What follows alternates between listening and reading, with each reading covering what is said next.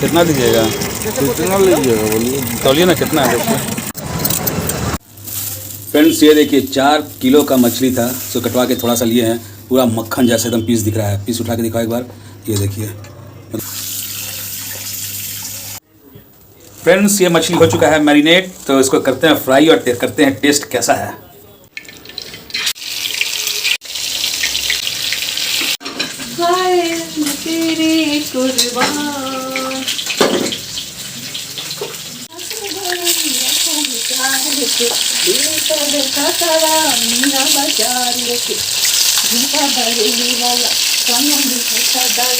तो ये हो चुका है हमारा फ़िश फ्राई गर्मा गर्म। टेस्ट किया जाए कैसा है। एकदम कतला मस्त वाला फ़िश था।